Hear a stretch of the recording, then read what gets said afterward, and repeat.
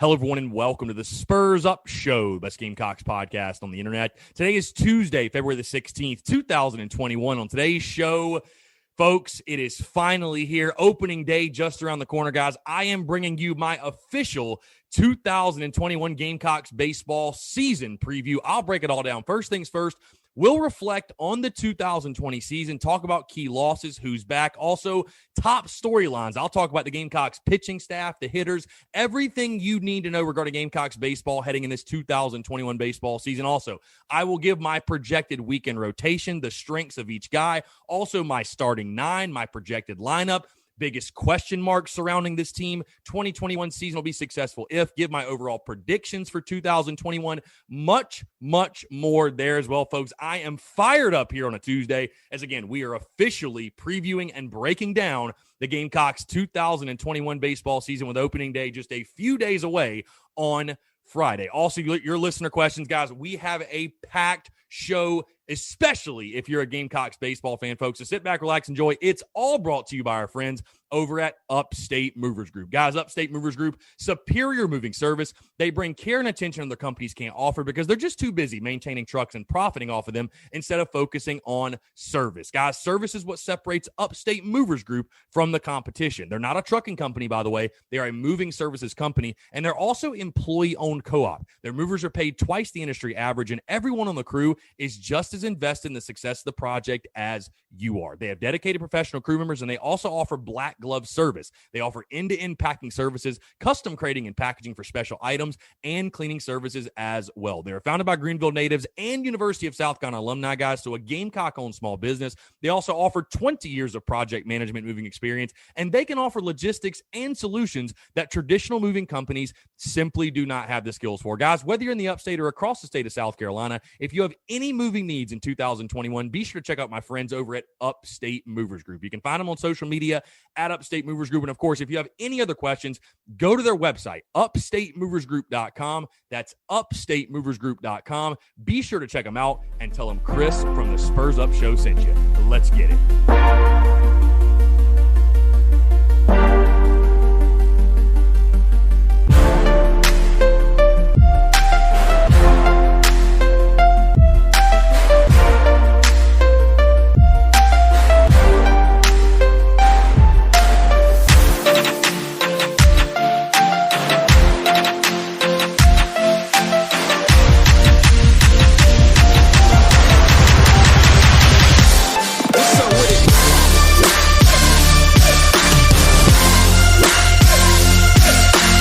Call 1-888-FARMERS to switch, and you could save an average of $470 on your auto insurance.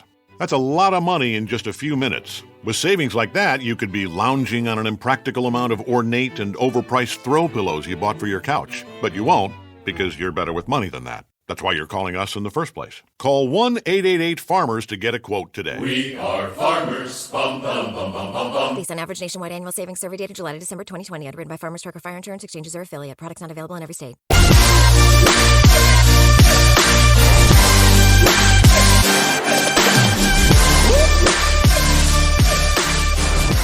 We're back, folks. What is up? Happy Tuesday. Hope you're all doing well.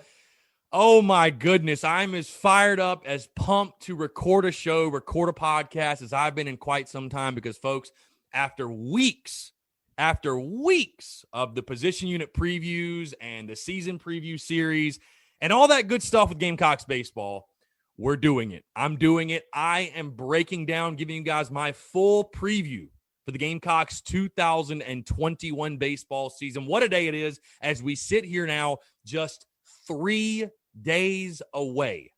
3 days away from opening day. We thought we'd never get this day. We thought maybe this day would never come, especially after last season, it getting cut short.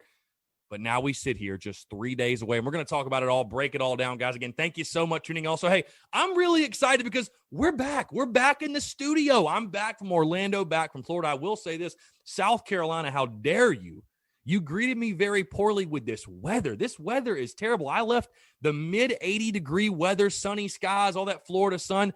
For this, it's like 40 and freezing cold in the rain. But you know what? Anyways, we're glad. I'm so happy to be back in studio, guys. I'll say this.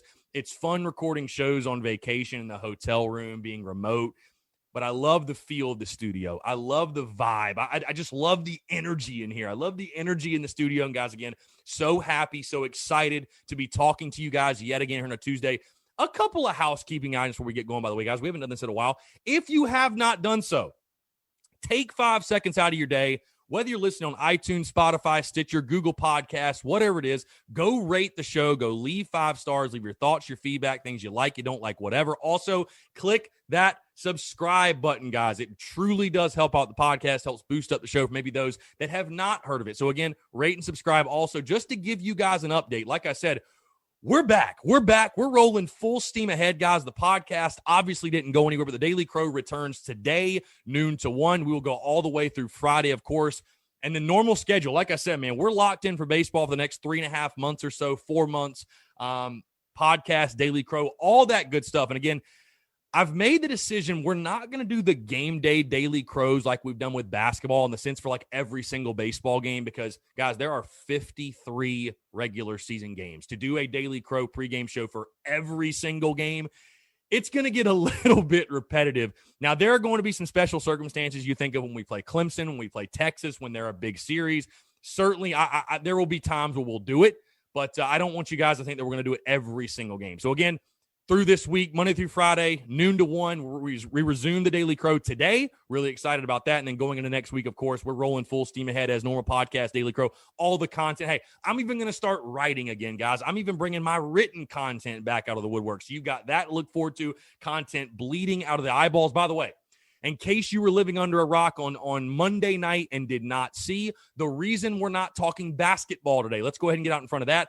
The basketball game that was scheduled for tonight against Tennessee, that game has been moved to Wednesday night at 9 o'clock. I believe it has to do with COVID issues or something like that, but that game has been pushed back a day, which actually works out really well. It's like God heard me and was like, Chris, I know you just want to talk baseball. I know you want to break down the baseball season. Here you go. I'm going to give you the clean slate. I'm going to give you the opening here. We'll move the basketball game back a day. So, God, thank you for hearing my thoughts. Thank you, universe, for opening that up for me. But overall, yeah, just want to let you guys know that's why we're not talking basketball. We will break down that basketball game on tomorrow's show as the Gamecocks travel to Knoxville looking to take on the Tennessee Volunteers. But that's why we're not breaking it down on this show. So, again, guys, I'm fired up. I'm excited. Thank you guys so much for tuning in here on a Tuesday. It's great, like I said, to be back in South Carolina, to be back in the studio. And without further ado, let's go ahead and do the damn thing, folks. Let's talk Gamecocks baseball for the 2021 baseball season, the full season preview show for South Carolina baseball. Before we do that, though, let's look back on last year because, again, coming off of 2020, we all know the situation. Gamecocks were 12-4, some ups, some downs for sure, but we're right about to hit SEC play when the entire season got washed away due to the pandemic. And I remember where I was at exactly when I saw it on Twitter and got the call, and it was brutal, and I know it was brutal for us all. And I remember walking down there to Founders Park on that Friday. The Gamecocks were supposed to be playing Tennessee to open SEC play. And just standing, and I know this sounds crazy, but standing outside the gates, looking in the stadium like, wow, like we really don't have it. We really got baseball ripped from us. And again, I think that gives us all now, and even not that we didn't have it before, but an even greater appreciation for getting the season, an even greater, I will never take a midweek game against Winthrop for granted ever again. You know what I mean? Like I will never take any game for granted ever again. So again, Gamecocks going off that season 12-4, some good things happening, again, ups and downs, but tough to take anything away from a COVID shortened season. You take a look at the key losses, and as we went through each position, we highlighted who's back, key losses, stuff like that. But overall for this baseball team, I look at these guys as your main guys in regards to the key losses for South Carolina baseball. You got to start on the bump. Right-handed pitcher Carmen Majinski, obviously a first-round draft pick, a guy that was going to be your horse, your stud, if you will, your ace in SEC play. He's gone. Also catcher Dallas Beaver. Noah Campbell is gone, a guy that it feels like was at South Carolina forever. Bryant Bowen, a big power bat, no longer around. Right-handed pitcher Graham Lawson, who was in the back end of that bullpen, I think would have made a major contribution for you last year. He's no longer with you. And then right-handed pitcher TJ Shook, a guy who did really good things out of the bullpen, even started some games for you. So overall, those are the big pieces you lose. And what you notice with that is this, though, guys. You bring back a lot of good baseball players. You bring back a ton of good players. I'm going to start there with the top storylines. We're going to break it into pitching and hitting, okay, with these top storylines. So top storylines will start on the pitching side of things. I'm talking about returners, big guys, returning guys. You got that on the bump. Hey, a lot of teams around college baseball benefited from the MLB draft being shortened and guys that maybe would have went in the draft that didn't go and guys who would have went in the draft out of high school coming to college instead. The college baseball product this year, guys, is probably going to be the best we've ever seen. With all of the talent on each individual roster, it is absolutely insane. And again, the Gamecocks benefited from that as well. Thomas Farr and Brandon Jordan. You returned 2 of your 3 dudes from your weekend rotation a year ago. You remember Thomas Farr? He actually started in the bullpen for South Carolina. You had Brett Carey, who was a starter in the weekend rotation. Thomas Farr coming off that arm injury. He was in the bullpen. He took over that Clemson series, which I think was the right move, by the way, because you look at Thomas Farr's stuff and why I'm so excited about Thomas Farr going in this season, taking over that Friday night role. Big time stuff, guys. Electric. Fastball, 95, 96, can run it to 97. Wipeout slider, wipeout breaking stuff. Really, really good changeup. Has the moxie, has the build. He is an absolute bulldog on the mound. He's going to take over in that Friday role. And then Brandon Jordan, a guy who, listen, I was really high on last year, has a very repeatable delivery. He's a strike thrower. He throws downhill, makes it really tough on hitters.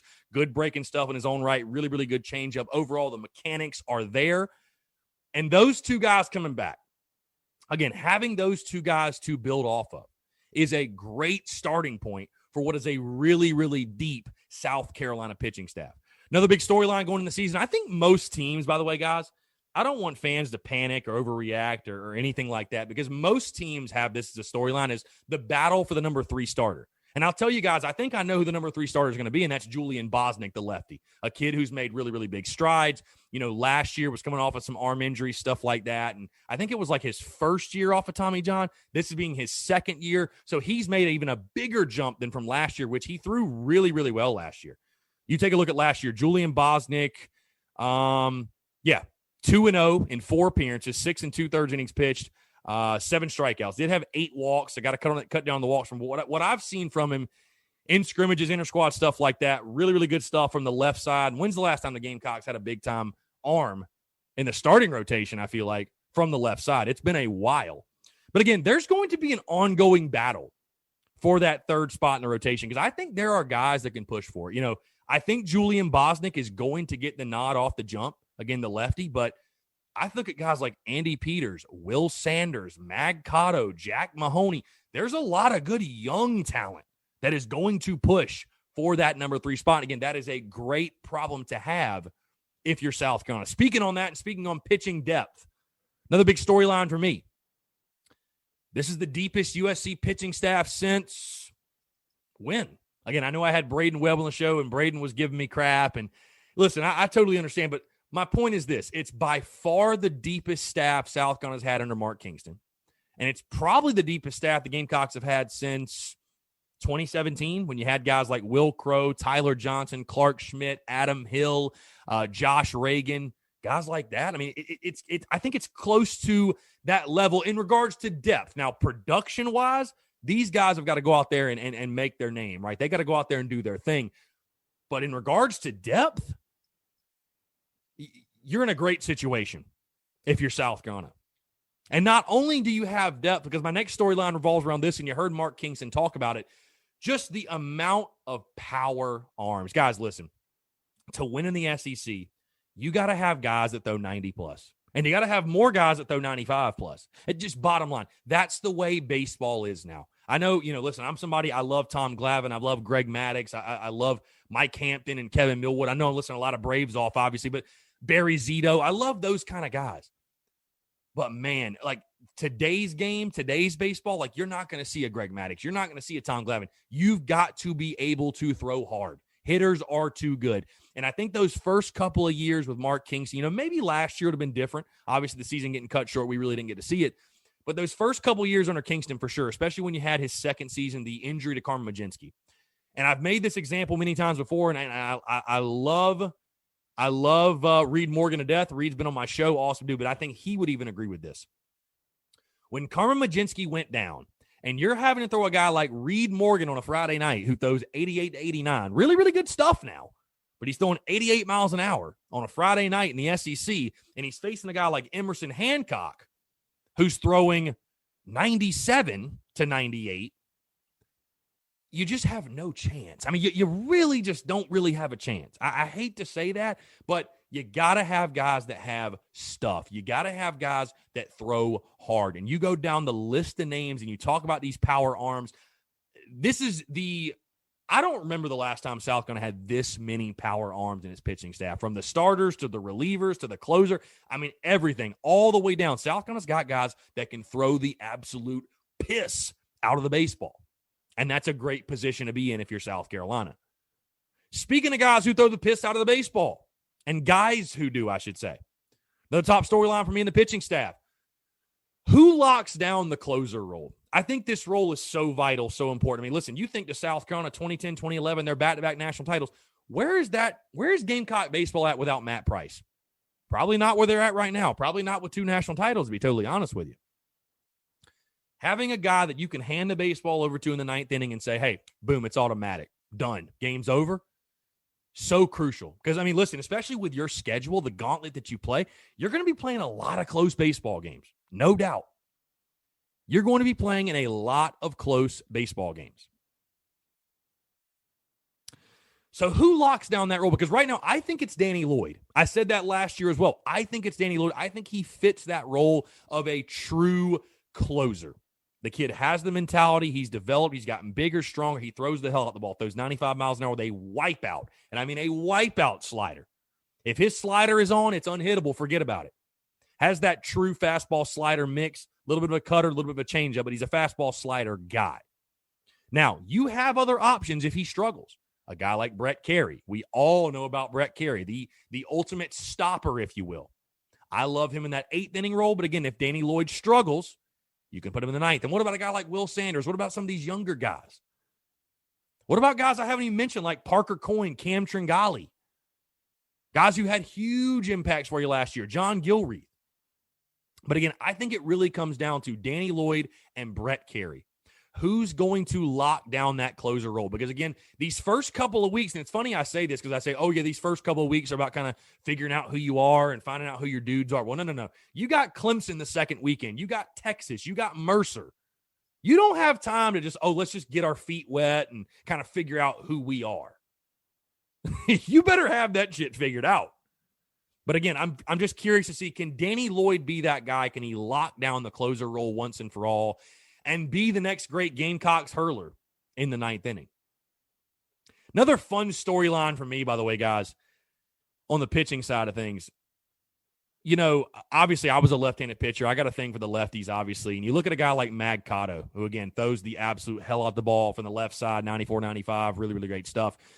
I think this might be the first time the Gamecocks have a power lefty since Tyler Webb. I mean, it's been that long. It's been that long for South Carolina baseball. And you finally have some depth in regards to left-handed options. You know, for a while, there was only one guy. It was John Gilreath. You only had one dude. And with all due respect to John, you need more than one guy. So having those lefties, having a power lefty, having true power lefties in your staff, so crucial, so big for this team. Final one with the pitchers, final top storyline with the pitching staff.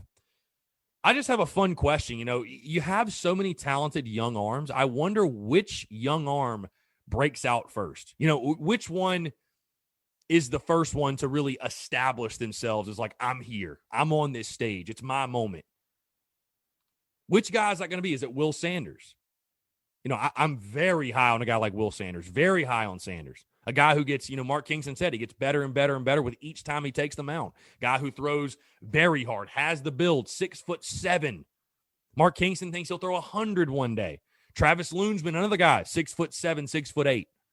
Mag Cotto, Jack Mahoney. Which one of these young guys breaks out first and kind of becomes a dude for South Carolina and somebody that they can depend on? All right, let's move to the hitting side of things. Top storylines for the hitters. And I'll start with this, and it feels so good to say this.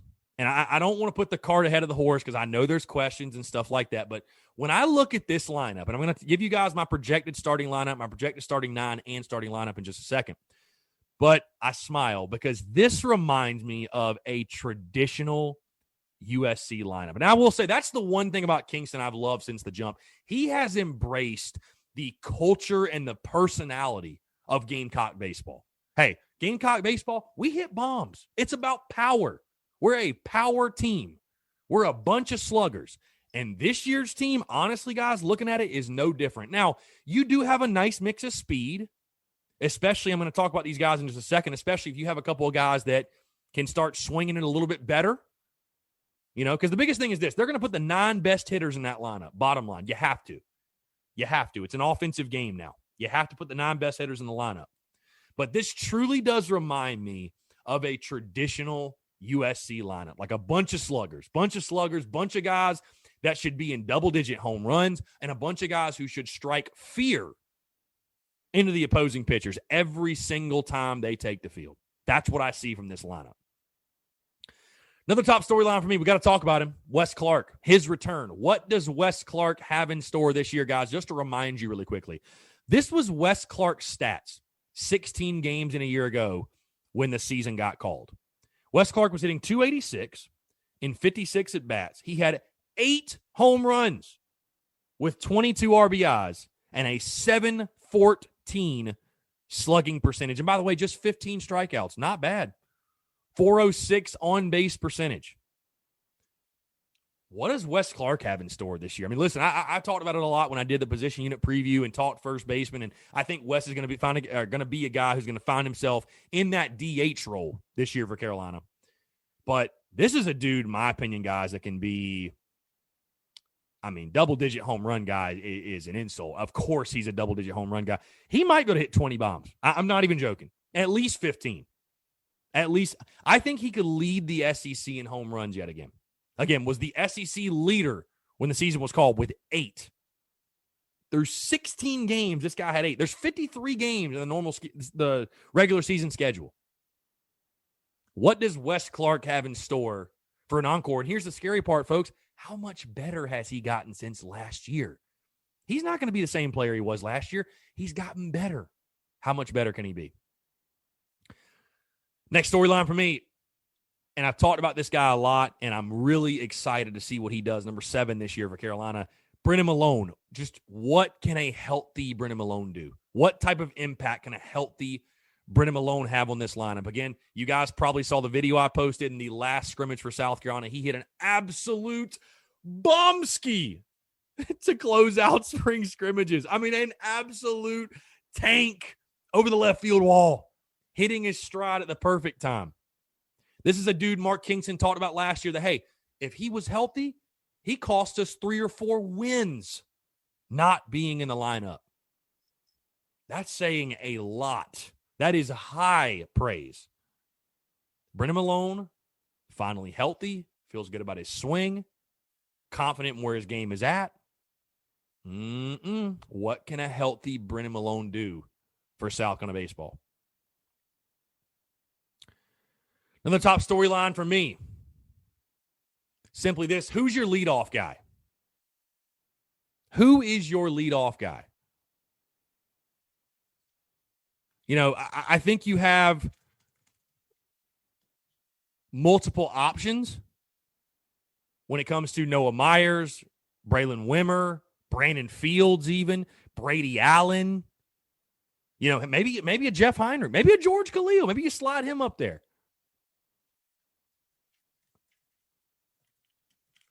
Maybe you slide him up there. Who is your leadoff guy? That is another role that's got to be figured out. Who's going to be the tone setter? Because, again, you guys are about to hear my projected lineup, and you might be surprised who I have in that one slot. But you got to get that figured out. Because, again, South Carolina last couple of years have really struggled to find that dude day in, day out they could depend on. There are pros and cons to each guy that I think could be that. You know, I think of a guy like Brady Allen. He jumps off to me. And a guy that, hey, tough at bat every time he steps in the box.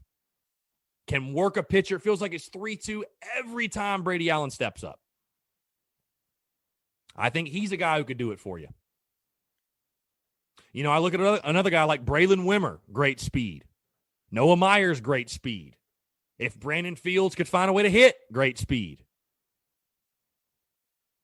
Who's that guy going to be for South Carolina? Another big storyline for me. I'm mentioning speed. The question's this. with guys like Myers, Wimmer, Fields? Can the speed guys hit enough to be in the lineup? Because, listen, you're going to put the best 9 in there. The best 9 hitters are going to play. Can your speed guys that I mentioned, can they hit enough for you? And a guy like Noah Myers, that's a dude who should hit 250 with his legs alone. And what I mean by that is this. If he puts the ball in play on the ground, he's going to hit 250. That's how fast he is. Bottom line. You don't need your leadoff guy to hit 20 homers. You don't. You need to find a guy who wants to embrace being in that role, who's a threat, obviously, but embrace being in that role, work counts, frustrate pitchers, and find ways to get on base.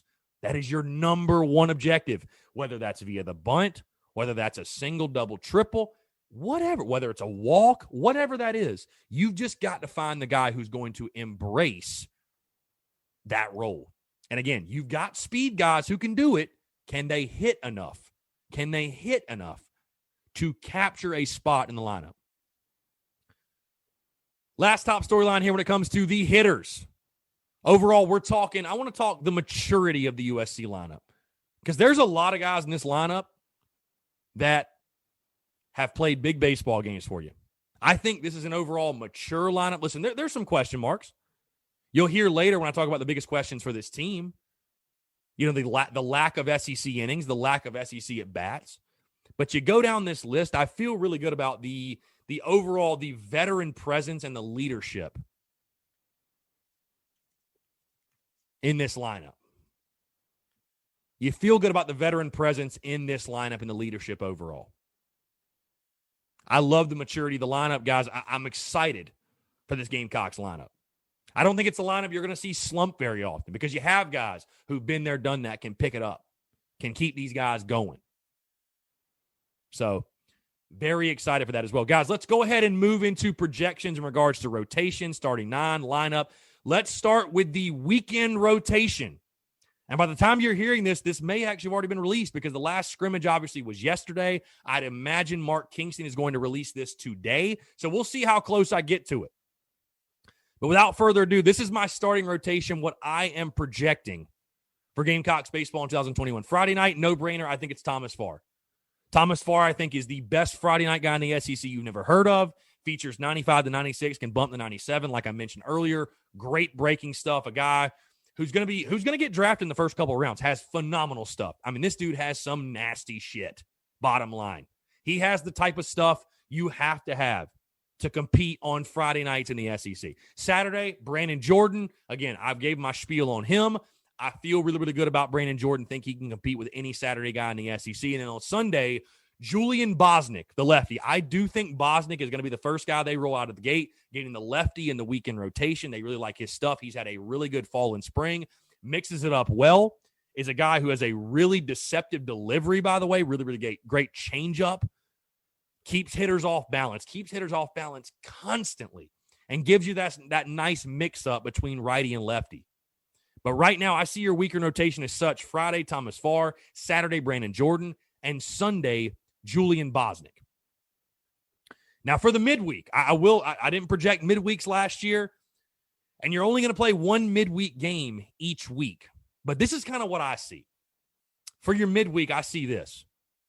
I think these are the guys you're going to see start games. Will Sanders, Mag Cotto, Jack Mahoney, Andy Peters. I think it's going to be a mix of those guys. And Mark Kingston even said, 1 week we might start Sanders. The next we might start Cotto. The next we might start Mahoney. Hey, some weeks we might do Johnny Holstaff just to get guys innings and keep them fresh. But I think that's going to be the guys you're going to see first get the start. Sanders, Cotto, Mahoney, Peters. Especially guys like Sanders and Cotto and Mahoney. I think those guys have a chance. If any of the starting 3 in that rotation slip, especially Bosnick in the Sunday role, as I mentioned earlier, it would not shock me at all to see a guy like Will Sanders get a start on the weekend. I mean, I would almost bank on it at this point that I think Will Sanders will get a start on the weekend at some point. Guys, let's go down to starting 9. My projected starting 9 for Gamecocks baseball. We will start at the catcher position. And I'm just going to go down this list. Catcher Colin Burgess. Going around the diamond, first baseman David Mendham. Second baseman Jeff Heinrich. Shortstop George Khalil. Third baseman Brennan Malone. left fielder Andrew Eister, center fielder Braylon Wimmer, and right fielder Brady Allen. I'll go ahead and dive my projected lineup as well, and then we'll break down some of the questions I'm sure you guys have in regards to guys that are starting and where they're at in the lineup. My projected lineup is as such.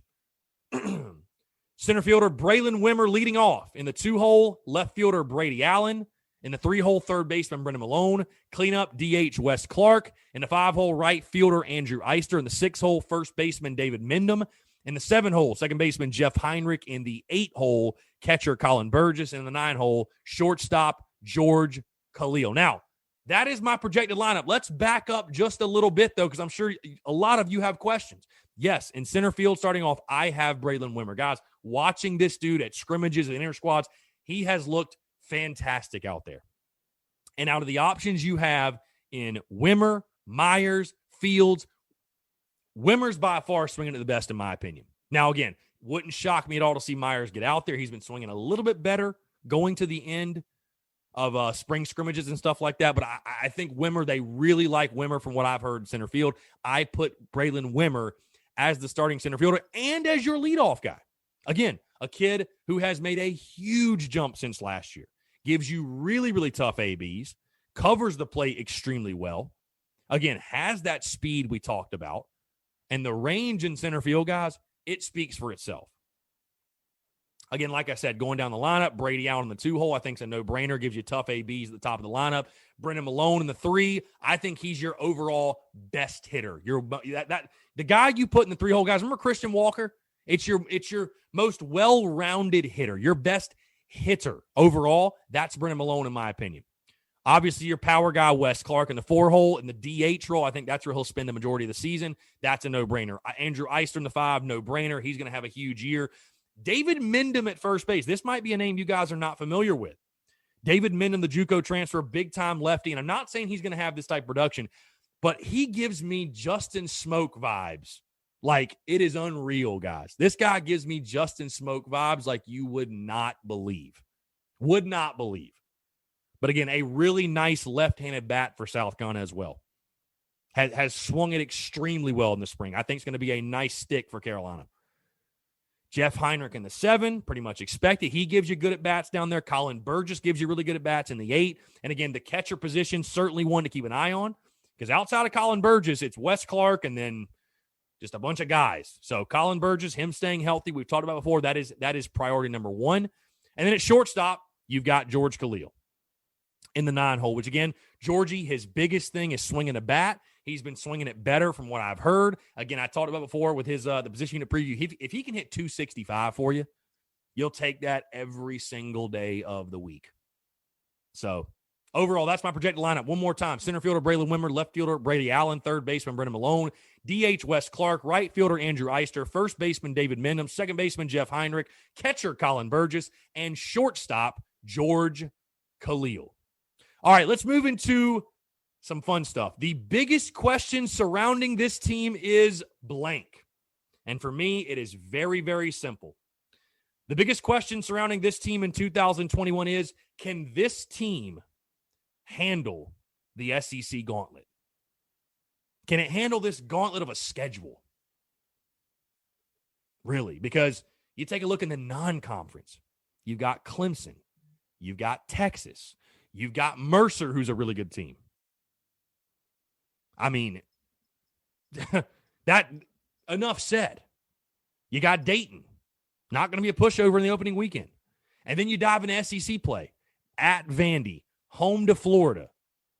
I mean, there's no team in the conference who has a tougher starting trek than Carolina does. That first month, we're going to know after the first month of the season what type of baseball team this is. And I will say the one question mark I have with this group is this. There is a lack of SEC experience. There is a lack of SEC innings when it comes to this team. There's certainly a lack of SEC experience. A ton of the guys you're going to be depending on, whether it be on the pitching staff or even in the lineup, a lot of them don't have it. Nobody in your weekend rotation has ever thrown an SEC inning. Nobody.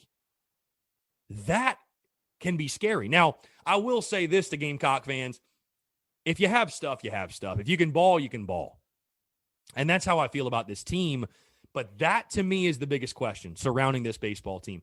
Are they ready for the SEC gauntlet? Are they ready for this gauntlet of a schedule? And for, again, some young guys to really come into their own and step up and not just be big-time ball players, be big-time SEC ball players.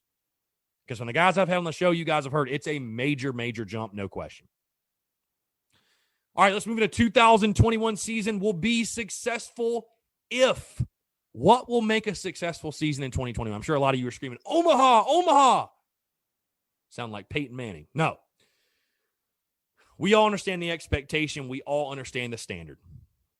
It's a shame last year got taken away because I think South Carolina baseball was just hitting its stride and would have been a postseason team. And once you get to the postseason, it's a total crapshoot, right? Like anything can happen.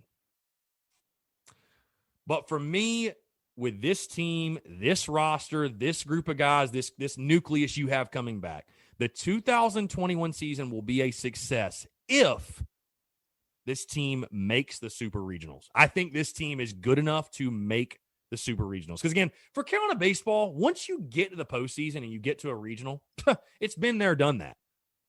All bets are off. Carolina baseball knows how to win in the postseason. We all know that. So, again, I think getting through the regional round, getting back to the Super Regionals, I think that's the type of team that you do have. I think that's the type of team that you have. So, again, 2021 season for me will be a success if this team makes the Super Regionals. Now, anything beyond that, Omaha, obviously, hey, you had a great year. If you made Omaha, you had a great year. I don't care which team you are. But making the Super Regionals, this team is good enough to make it that far. And I think the season will be a success if they do so. All right, hey, let's move into it. Let's call it predictions for 2021. Let's move into it. You know, I find myself in a very similar position how I feel about this team as I Call 1-888-FARMERS to switch, and you could save an average of $470 on your auto insurance. That's a lot of money in just a few minutes. With savings like that, you could be lounging on an impractical amount of ornate and overpriced throw pillows you bought for your couch. But you won't, because you're better with money than that. That's why you're calling us in the first place. Call 1-888-FARMERS to get a quote today. We are farmers. Bum, bum, bum, bum, bum, bum. Based on average nationwide annual savings survey data July to December 2020, underwritten by Farmers Trucker Fire Insurance Exchanges or affiliate. Products not available in every state. felt to last year, record-wise. Because here's the thing. I think this year's team is better than last year's. But it's hard not to take this schedule into consideration. And I'm not saying going in this season or go into the season with a built-in excuse or anything like that. I am certainly not saying that. Certainly not saying that. Okay? But this schedule's legit. This schedule's for real. Because I was thinking to myself, I think this is going to be a 15-15 or 16-14 ball club in SEC play. I really do.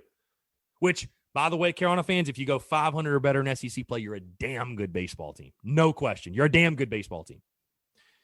But I was like, okay, it'll be a 37, 38, maybe 39 win ball club. But then I started thinking, I'm like, is South Carolina really only going to lose 3 games in non-conference? Or 1 or 2 games in, that's what I meant, 1 or 2 games in non-conference?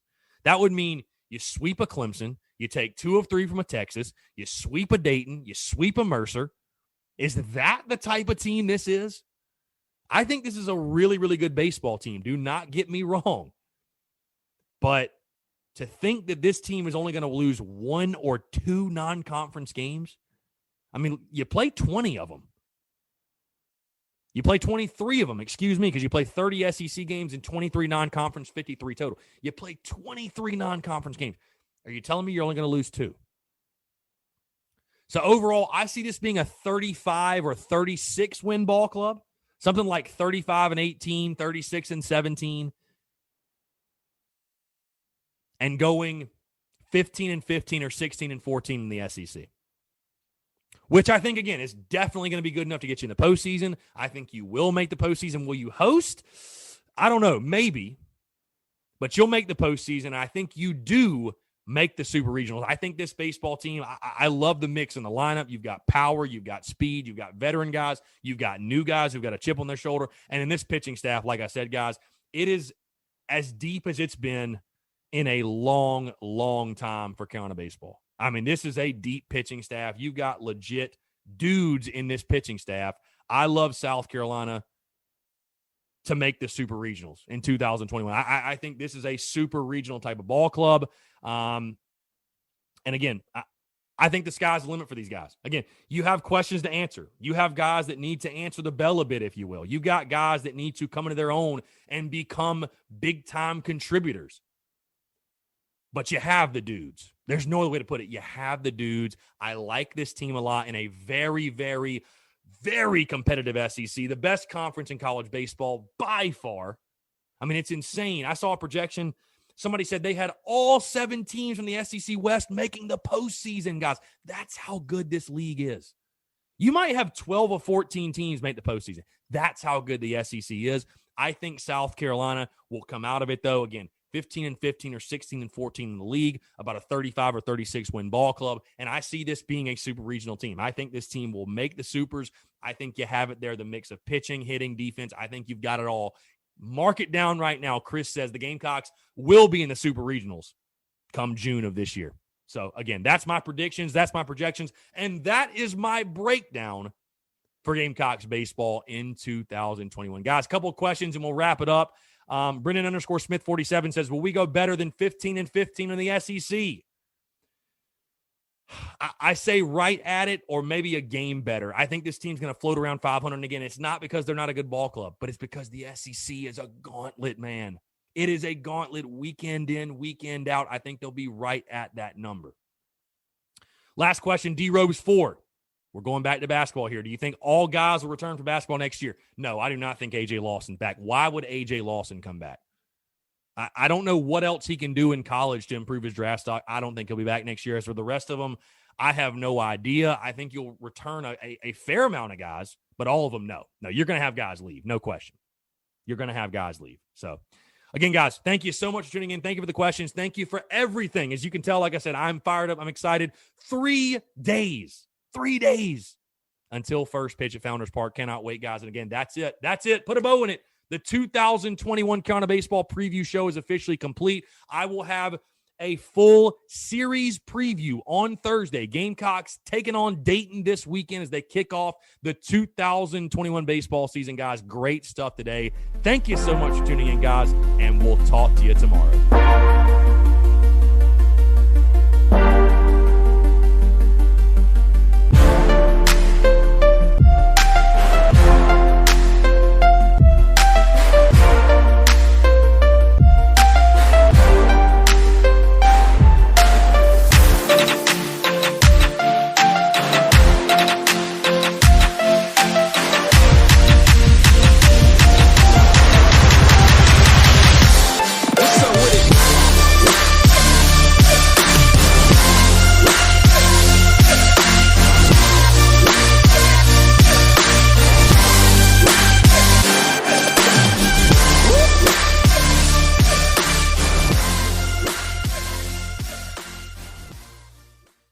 Call 1-888-FARMERS to switch, and you could save an average of $470 on your auto insurance.